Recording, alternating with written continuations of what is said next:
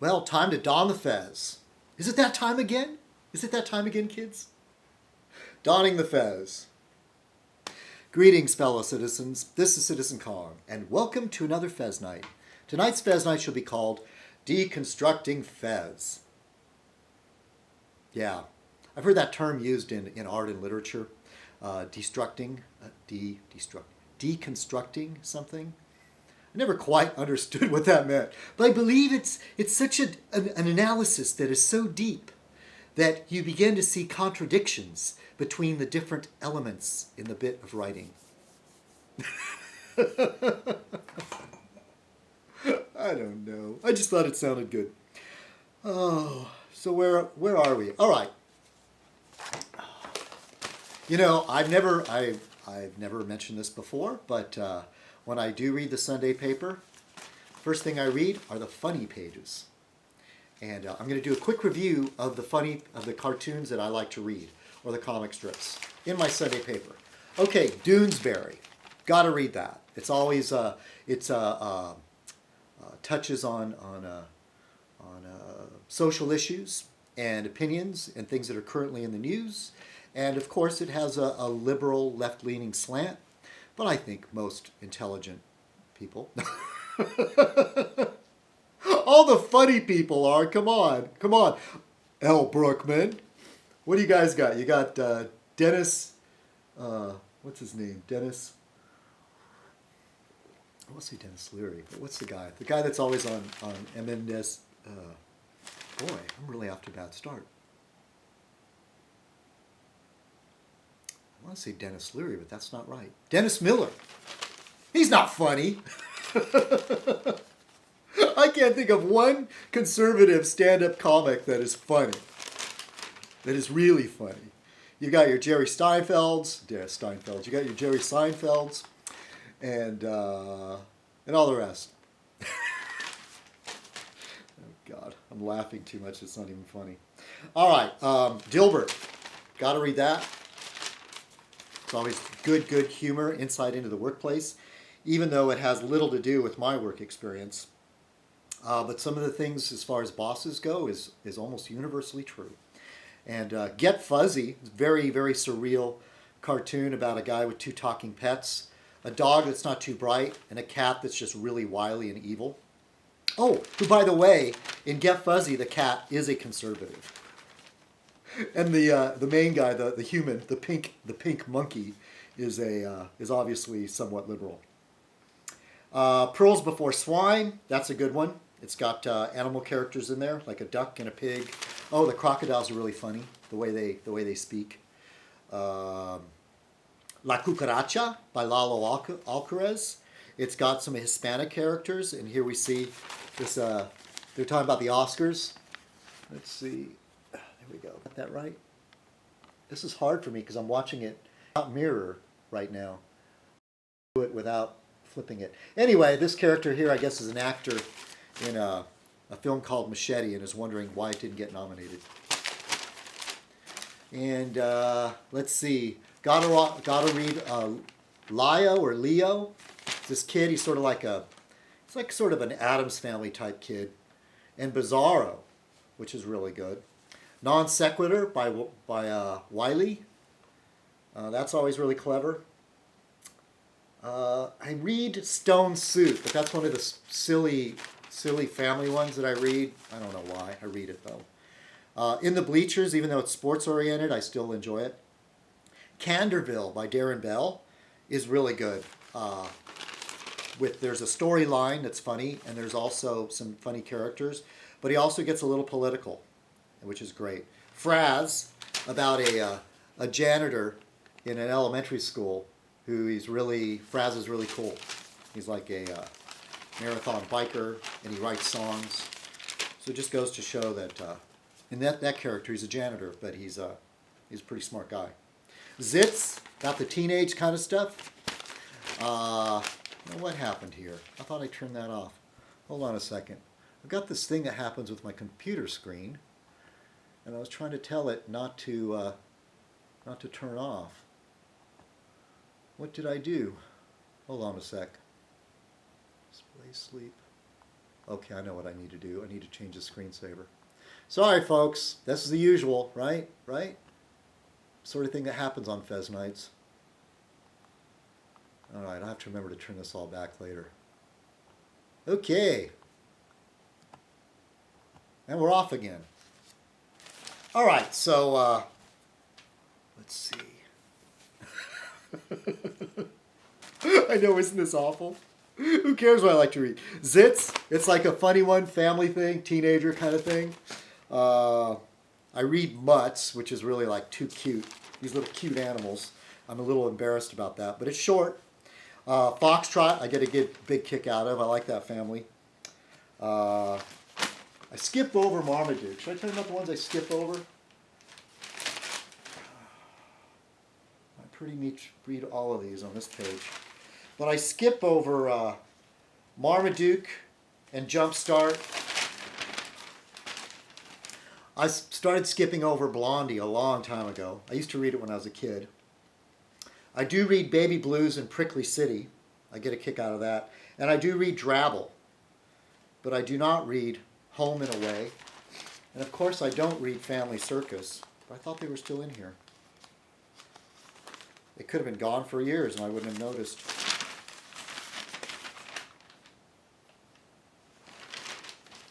Maybe the LA Times finally dumped Family Circus. Haha. How am I doing so far? Oh, I forgot to mention, welcome to Fez Night. I already say that. The show that a lot of you really hate. It's been the same boring thing for a very, very long time. The format hasn't changed. All I do is I talk. How could I hold somebody's attention for that long? I don't know. And but some of you do like it. I've said it before. Barfly practically begged me to do a Fez night tonight. I mean, he so enjoys it. People come by my channel and ask me if I'm going to be doing one. I almost didn't do one this morning. When I woke up, I said, I don't feel like it. All right, so back to the Los Angeles Times.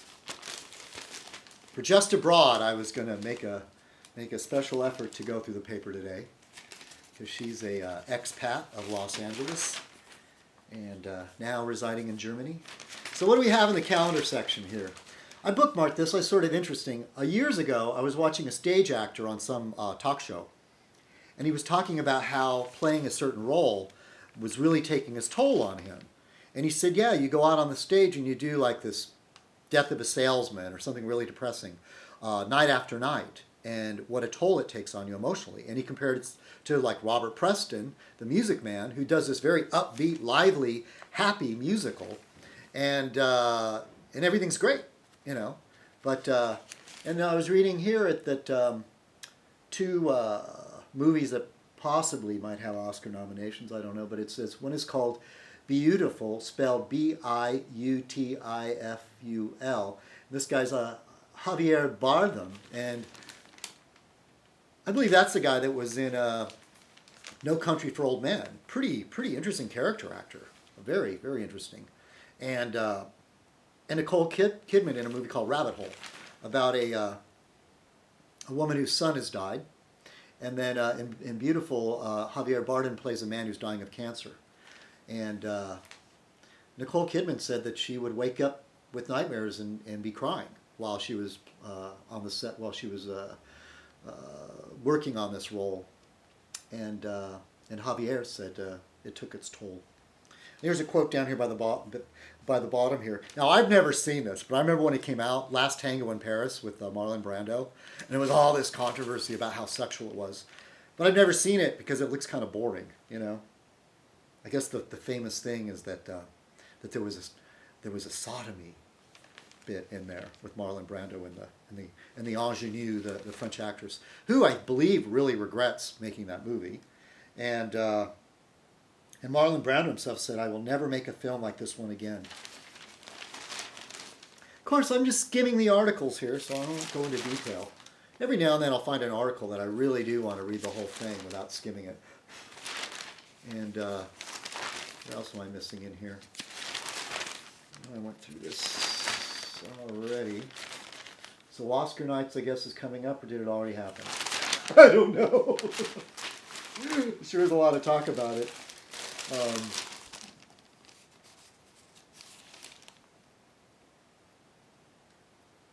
Wow. I don't know if I want to read this because it doesn't sound too good. This will probably put the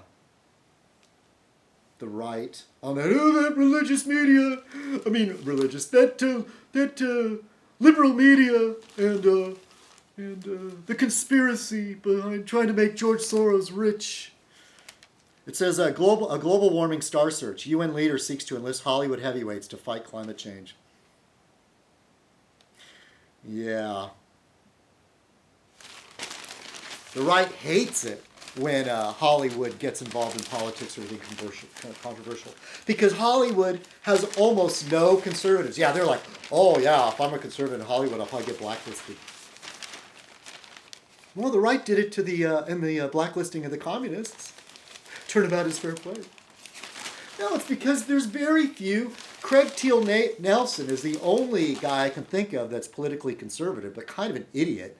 He was once on some sort of government assistance, and yet he claims that he never took any government handouts. It's the same thing, Mr. Nelson.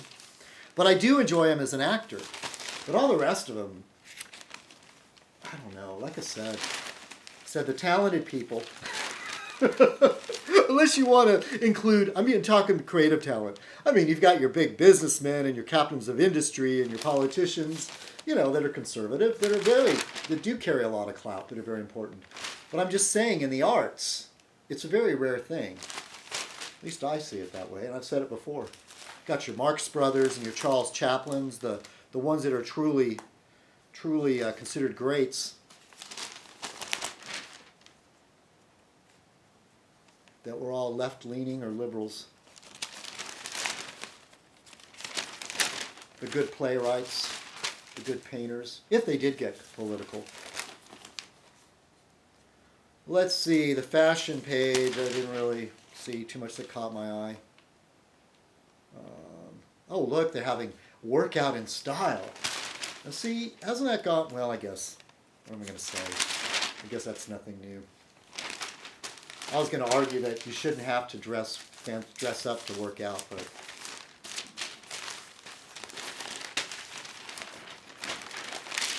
that ship's already left. Long time ago, I suppose. Let's see, in the arts and books, what did I come across here? I caught anything that really caught my attention in here. Oh, the wonderful sound of the paper shuffling. A lot of times I catch a book review that finds it really interesting, but I haven't bought a book in years. Oh, I know what's in here I'm going to mention. For Commander Clevo, I'm going to read your horoscope. Commander Clevo happens to be a Pisces. I think it was okay to say something. You didn't write back to me and say, no, don't do it. Pisces, which is February 19th through March 20th. You may see a problem long before others do. It doesn't make you a pessimist as long as you use the information for good. That's very good advice. Oh, is there something in the business section?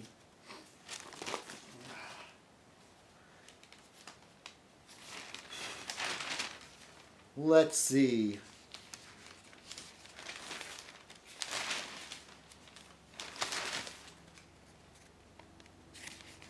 Oh, California might start taxing more, if they're not already, sales over the internet, which I have mixed feelings about. I know we need the money, but when I could afford to buy stuff, I love buying stuff off the internet.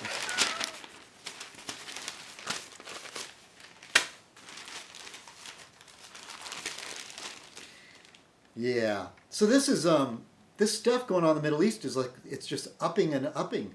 I read a thing about Iraq. Their biggest oil refinery was bombed. And the worries are that whether Iraq can handle its own security. And then Gaddafi, I guess the Libyans are starting to protest and up, inspired by the Egyptians. But Gaddafi's being a badass and killing people and really, really putting his foot down. Gaddafi fortifies capital, loses ground elsewhere. Libya's dictator blocks entry to Tripoli, where residents are shaken, but a key city to the west may fall. So I guess they're doing okay. Oh, it says Egyptian military apologizes for attack on protesters. See, that's a very different thing. And getting back to this crediting Bush for planting these little seeds of democracy, I don't think this is the outcome that they wanted. But it might be good. Like I said, I have mixed feelings about it. What the right wanted was their puppet dictators in there to control things and keep the oil coming out, and so that the oil companies could still be making a lot of high profits. But now to say that all this destabilization in the Middle East, and the right usually defends Israel, and this isn't good for Israel either. So I wonder if the neocons, the neoconservatives, I wonder if things are working out the way is this how you envisioned it? Do I have any neoconservatives that watch Fez Night that could say, oh yeah, it's all according to plan? Like Pee Wee Herman used to say, I meant to do that. Now this is kind of cool. Thought it reminded me of could be a made-for-television movie or something. And it's good that they still have some finesse and there's still some coolness about them. The British pull off a secret rescue. They went into Libya and they evacuated 150 oil workers. And they stealthily crossed the Libyan border in 2 C-130 Hercules aircraft, landed in the desert south of Benghazi. And it was apparently a operation. It was ordered by Prime Minister David Cameron, who has been lately embarrassed by the slow and it says here, as slow and bungling in its efforts to get stranded Britons out of Libya. So they made some one badass move, man, with commandos and flying across the border at risk of being held, shot by tow missiles or something. Arabs envisioning new golden age. I don't know why. Oh, I guess it's because of these overthrowing some of these dictators. Maybe. Could it be? Yeah, it says here oil refinery bombed. And they've already been having enough trouble with power outages. And of course, that'll probably help drive our gas prices up. Here's a man telling Libya's story over the internet.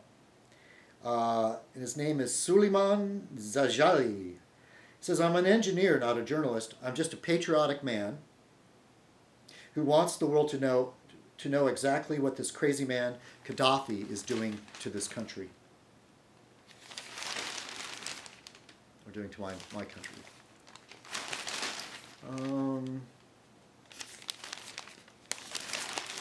Jerusalem has an old road that's getting a redone. This is kind of interesting to me. Let's see if I can line this up here. There's a picture of this clock here. It's in Jerusalem, and it's for all faiths. Well, it says here, in a city inhabited by the faithful of 3 major religions, a sundial on a building along Jaffa Road gives a celestial judgment on whether it is prayer time. So, I've read, I don't know if you've ever seen the, I can't remember, I think it was called City of Heaven. There was a movie about the Crusades, and at one point, all 3 religions were getting along there in some part in the city, in the Middle East. I can't remember the name of the city. But, and I went and looked at it, and I guess there was some truth to this movie, that there were Muslims, Christians were getting along, and I thought there was a third one. Oh, and Jews. So Muslims, Christians, and Jews were all getting along in the city. There was no real animosity or fighting or strife, and of course the Christian European Crusaders came in and ruined all that.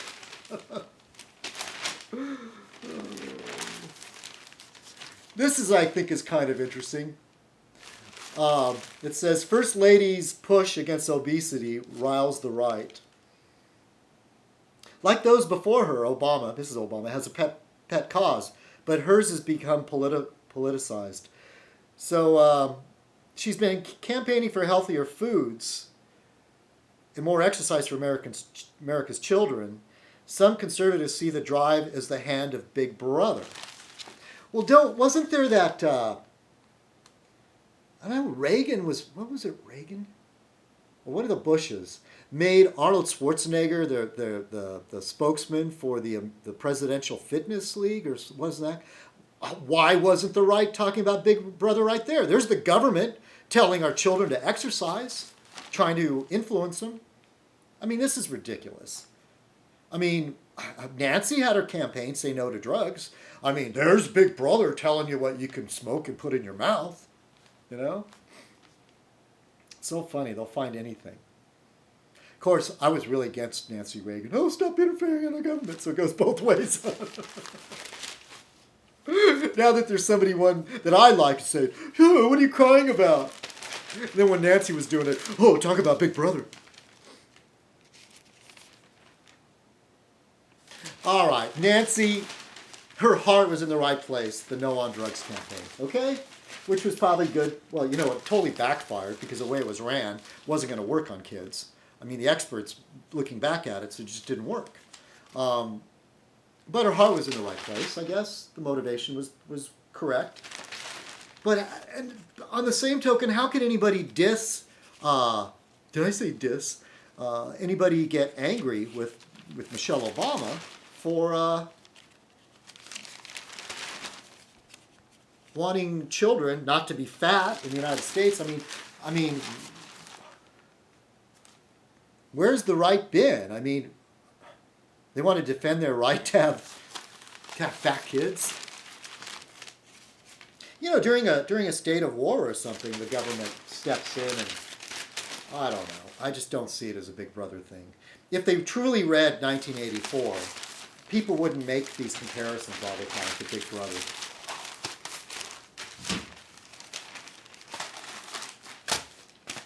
Not at all, because the Big Brother in 1984 was pretty damn serious. I mean, it was a complete fascist regime, and in fact, a lot of things that went on in Big Brother, the political right is trying to do today. Like one example is Bush called this one piece of legislation the Clean Skies Act, if I remember, or Clean Skies or Blue Skies. The intent was using Newspeak, whereas in 1984 the Ministry of Love was really the Ministry of Torture, and in the Clear Skies Act, it was actually nothing to do with clearing skies. It was the opposite. And so I've seen more examples of the right emulating Big Brother in the real than in the novel like 1984.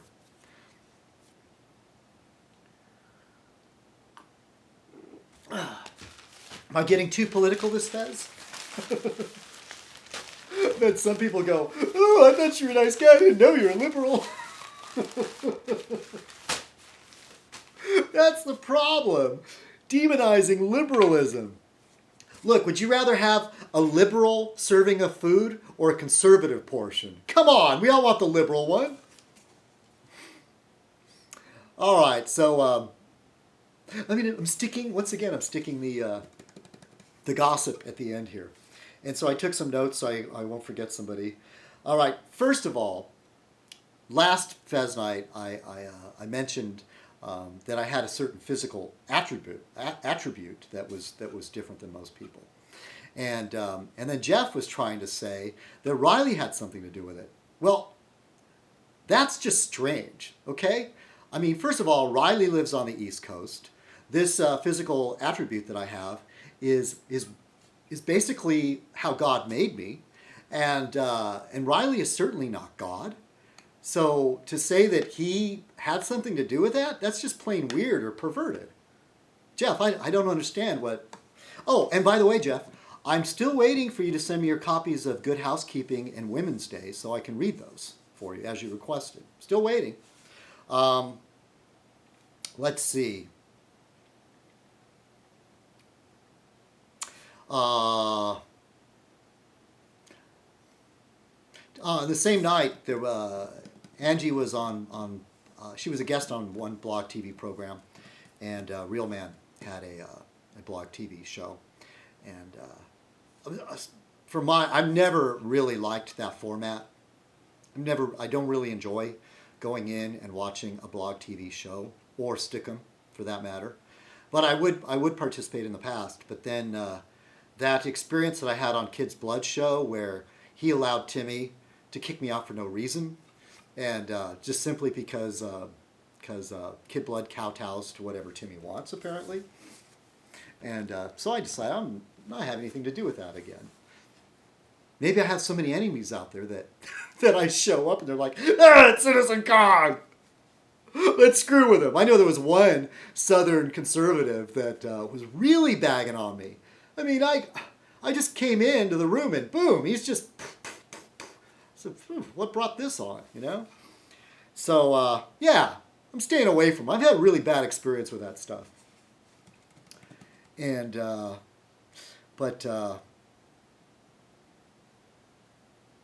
and speaking once again about that physical attribute, I want to thank the reactions that I've gotten from people making videos and comments, and I mean, in some sense, even one person commented that I should be somewhat embarrassed about this. Oh, I'm quite proud. I mean, it really sets me out from the rest. I mean, there's so many things about me that separate me from the rest, but this is the only physical thing that does.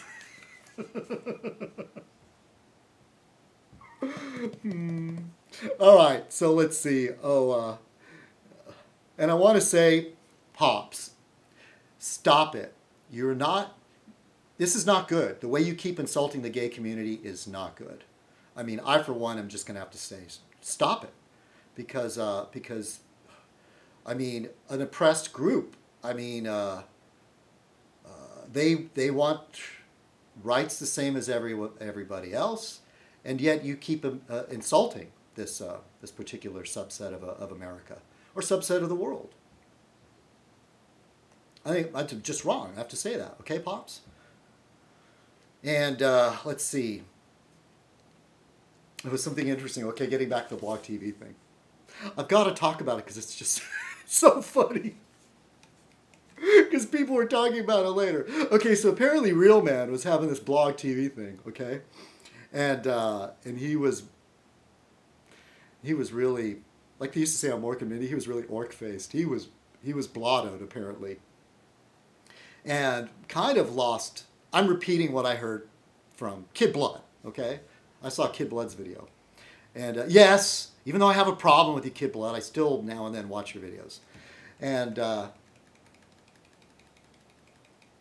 apparently, Real Man lost all sense that he was on camera. And I don't know if you've heard this term before, any of you, but it's called a farmer blow, where instead of using a handkerchief or a piece of tissue, you close one nostril and then exhale through that one nostril, basically blow your snot on the ground. I saw this friend of mine do it once. I go, what the hell are you doing? It's disgusting. But I suppose in an emergency, it's better than blowing it into your sleeve or something, I suppose. And so apparently Real Man did a farmer blow right onto his own floor. And then I guess blew his nose in his hand. And then some people said that it got worse. So anyway, so there you go. There's the mop of the NOE. Jeff, you did wisely to choose this person as the mop for the NOE. And speaking of which, no, never mind. And yeah, that was rough. So, yeah, but Real Man's reaction was to make a video calling Kid Blood a liar. Just flat out, you're lying. Show me the proof. And then soon Real Man had to retract that and say, well, I have no memory. Which, if you're drinking and you black out and have no memory, that's not a good sign, people. In fact, as much as I ever drank, I don't think I ever not that I was a really big drinker, but I used to get drunk, pretty drunk sometimes, do some binge drinking when I was younger. And I can't think of any time I blacked out, really, where I had missed a whole night. I think the only thing is like legitimately fell asleep, and then woke up later. I mean, nobody was telling me stories of, oh, you should have seen what you were doing. Oh, I have no memory. But there were too many witnesses that say, yeah, it happened. And now he's like saying, oh, yeah, okay, sure. But it's no big deal. I'm not embarrassed about it.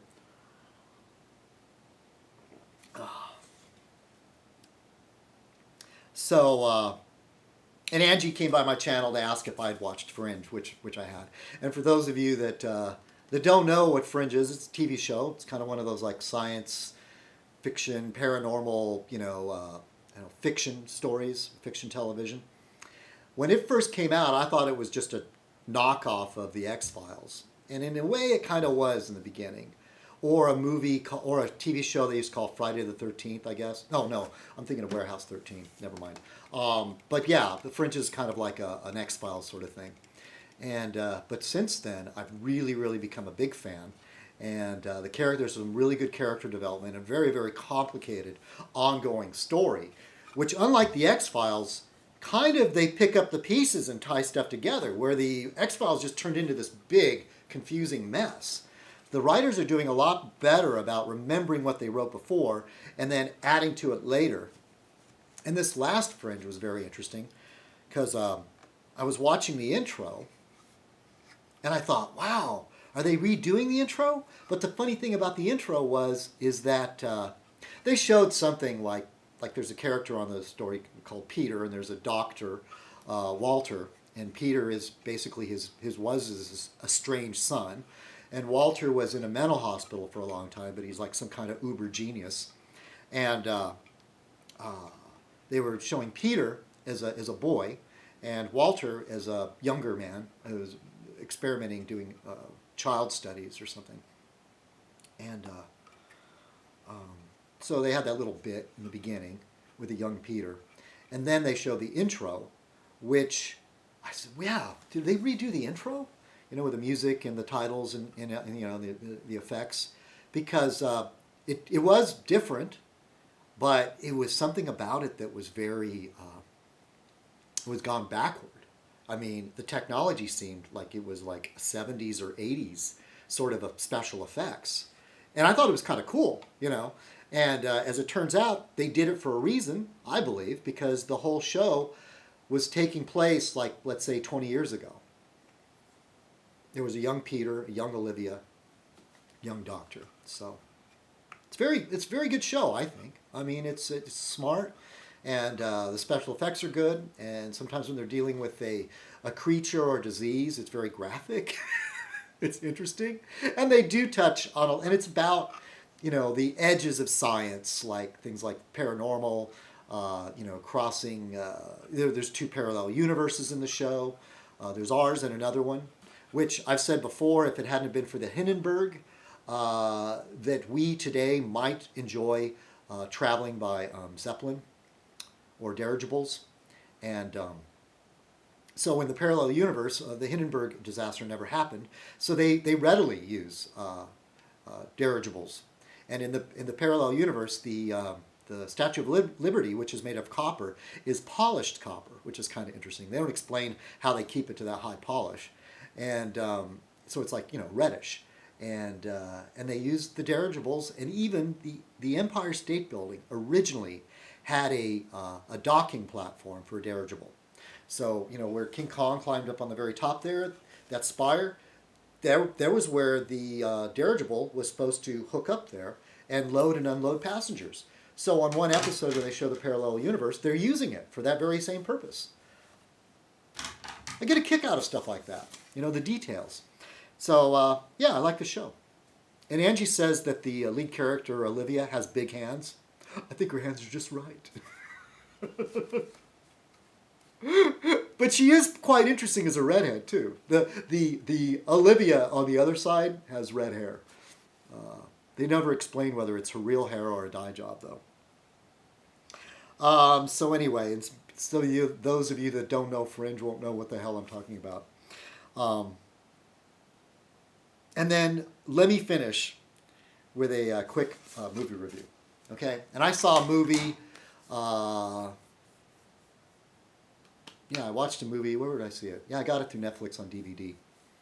And it was the first movie in a while where I was like, wow, this is great. I might even go back and watch it again. And it's called Scott Pilgrim Takes on the World. And what's neat about this movie that I found enjoyable is the music was really good. And the premise is that Scott Pilgrim is a bass player in this band. And they're not big yet. They're sort of still in their beginning stages. But the type of music that they play, I really like. I mean, it's sort of a garage band, indie kind of sound. And they use these special effects. And his life, about what's happening in the real and what's happening in his imagination, cross over. And so when it becomes like a video game, sort of, like there's a score being took, like instead of engaging with somebody or fighting with somebody, it becomes like a video game where the two characters are like those martial arts fight games, and they do flips in the air and stuff. So they use special effects, CGI, to do that. And what happens is he falls for this girl who's really cool, who's new in town and has like this sort of bad reputation. She's very different. She's very hip. She's very hard, and he falls for her. And he'd gotten out of a bad relationship before that. The problem with this girl is that she has all these ex-lovers, and Scott has to confront them one at a time and basically defeat them. And so in the real, it'd basically be like, meeting them, taking a couple verbal jabs, or maybe actual break into a real fight. Who knows? But whenever he has one of these meetings, they don't show it in realistic terms. It becomes a video game. There's even a competition, the Battle of the Bands, where Scott's band is competing against another band, who, as the two of the members of the band, dated this girl she's interested in. So that turns into a fight too. And the music was really good, and I liked the special effects, and I thought it was a really neat love story. And what's interesting about Scott Pilgrim, and I can't think of the name of the actor. I could look through here real quick and find his name because I know he was in the calendar section. Does it matter to you that much? I mean, you can always look it up. But he's the same guy that played in that movie about the guy that created Facebook. And he's young, nerdy-looking guy. And so what I found interesting about the movie, though, is that this guy, okay, he's in a band, all right, which helps a lot.